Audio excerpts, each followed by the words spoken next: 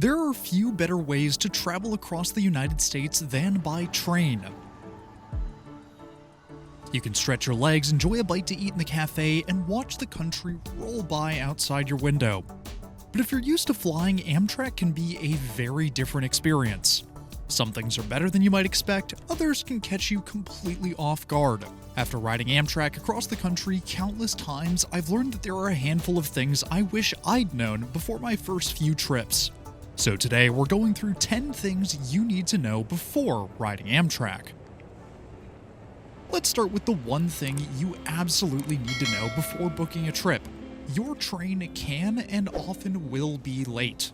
Not every train, and certainly not every day, but if you're taking Amtrak, you need to be prepared for the possibility that your train won't arrive on time. There's a pretty simple reason for it. Amtrak trains cover hundreds to thousands of miles, and much of Amtrak's network operates over tracks owned by freight railroads. That means your train can encounter freight traffic, track work, signal problems, weather, mechanical issues, or any number of other problems that can add time to your journey.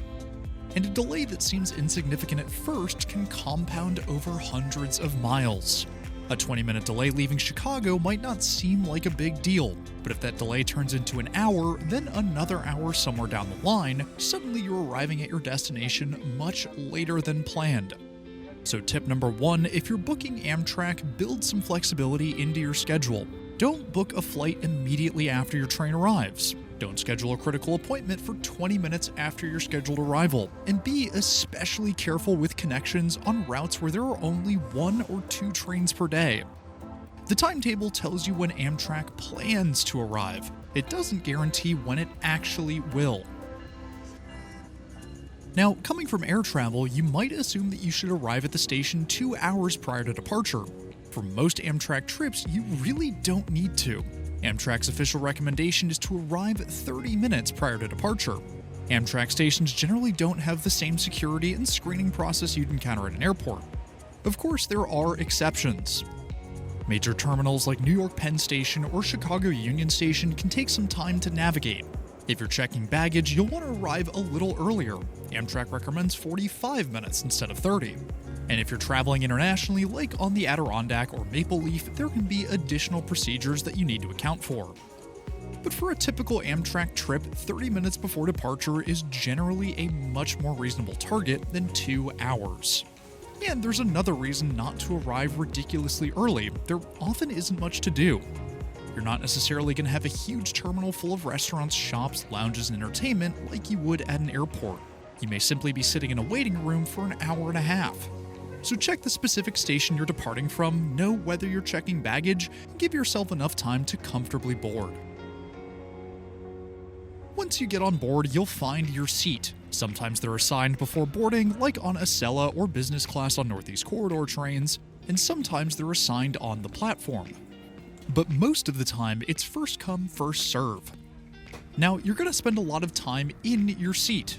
Journeys can be anywhere from 30 minutes to 12 hours, all the way up to several days.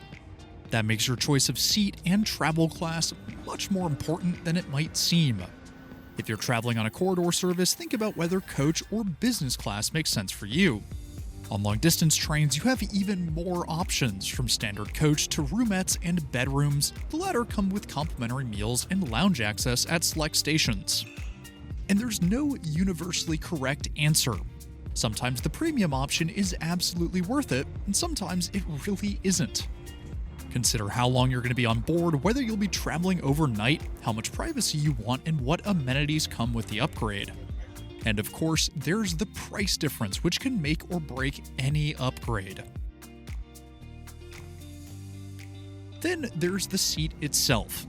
On superliners, for example, being upstairs or downstairs can completely change your experience.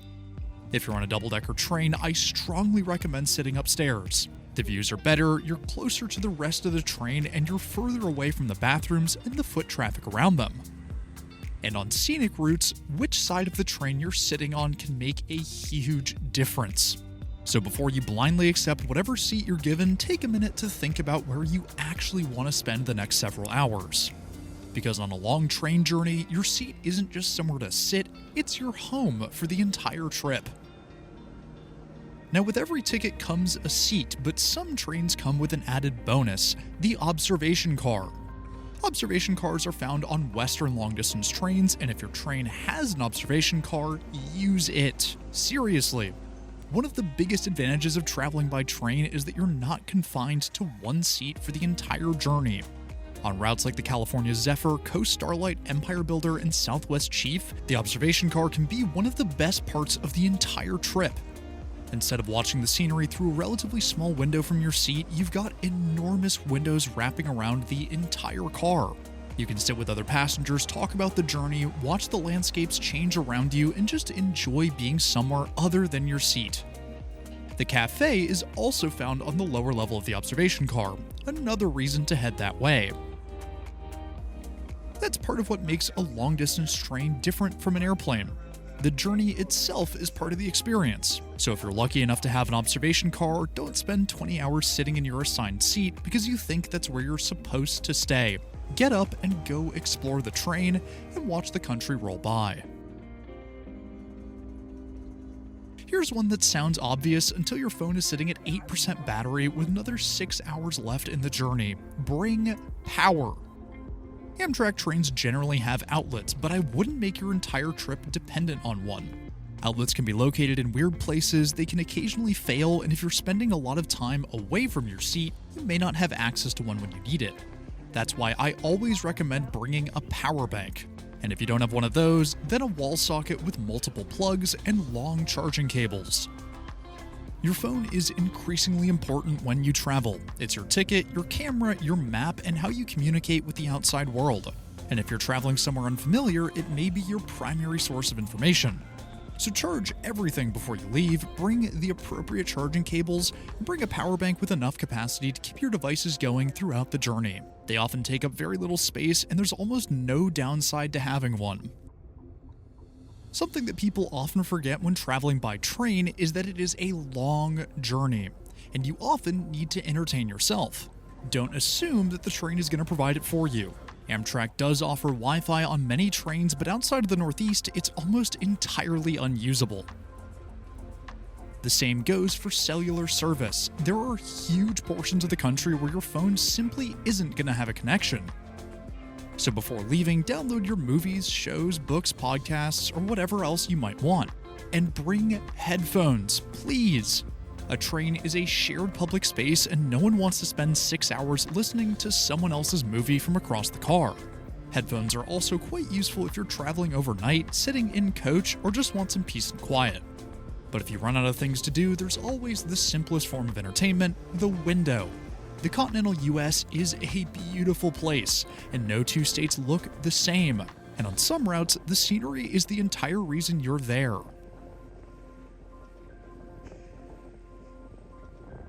One of the easiest ways to make an Amtrak trip better is to bring your own food.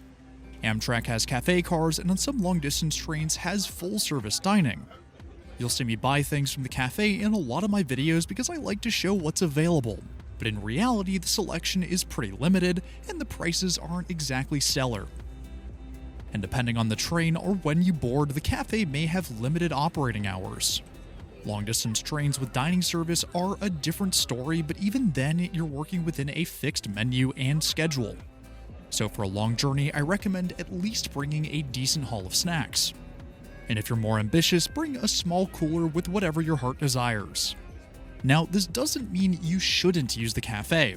It's an excellent resource to have access to, but bringing your own food means you're not completely dependent on whatever happens to be available. The beauty of train travel is that you aren't confined to your seat. You can get up, walk around, and keep your blood flowing. But a breath of fresh air is something that everyone needs once in a while. But that begs the question, where can you actually get off the train? On some Amtrak routes, you'll have scheduled stops where passengers can leave the train. These stops are usually scheduled for 10 to 15 minutes and are announced before arrival. These might be longer servicing stops or designated smoke and stretch breaks. There are plenty of online lists that track smoke and stretch stops for different Amtrak routes, which can really be useful when planning a trip. But it's worth noting that not every fresh air break is made equal. Sometimes the train stops for only a couple of minutes, and sometimes you'll be stopped for over an hour. But regardless of what the schedule says, ask the crew. If they say you can step off, great. Stretch your legs, get some fresh air.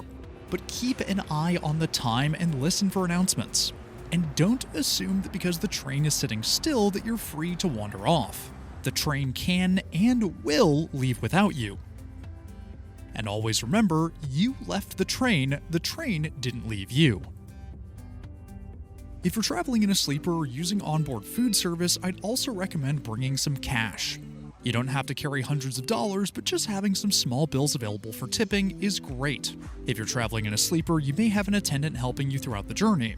You may also be interacting with the dining staff, cafe staff, or other onboard employees, or you may want to leave a tip depending on service.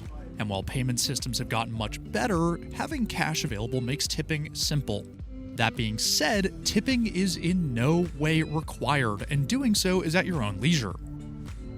It's one of those little things that's easy to forget before the trip. I know I've done it, and it's annoying to realize that you don't have it once you're on board. So if you're taking a long-distance trip, throw some cash in your bag. You may never need it, but if you do, you'll be glad you brought it. Plus, there's a few cases where having some extra cash is awesome.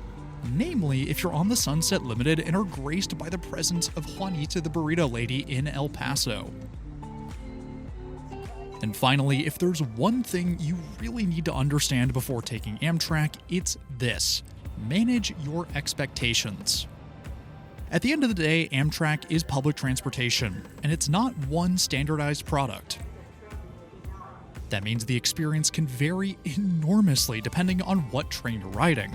You can take an Acela and have a polished, relatively premium experience.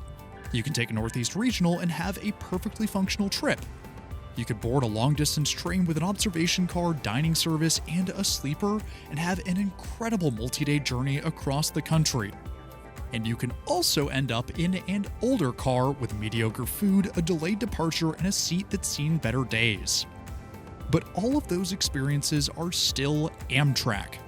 And that's important to understand because I think people sometimes approach Amtrak with expectations based on airlines, luxury railways, or even another Amtrak route they've ridden before.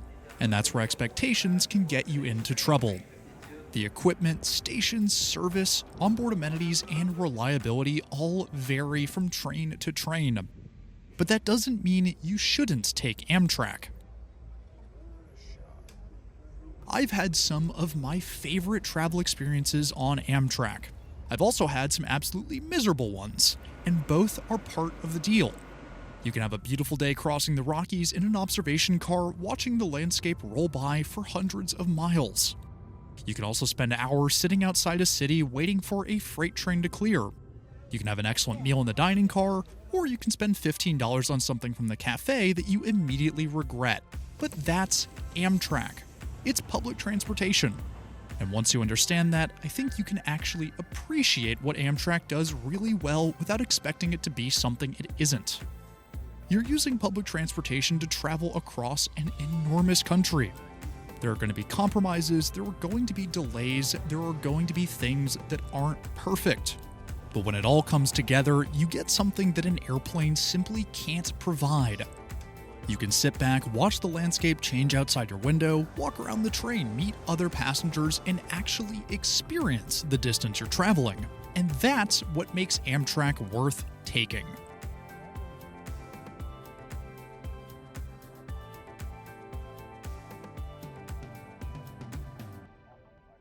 So those are 10 things I think every first-time Amtrak passenger should know before stepping aboard. If you keep these in mind, you'll be better prepared for the realities of traveling by train, and hopefully have a much better experience because of it. And if you're planning your first Amtrak trip, I've got plenty more videos covering everything from long-distance trains and sleeper accommodations to some of the best routes across the country. If you found any of these tips useful, consider subscribing for more. It's totally free and it really helps support the channel.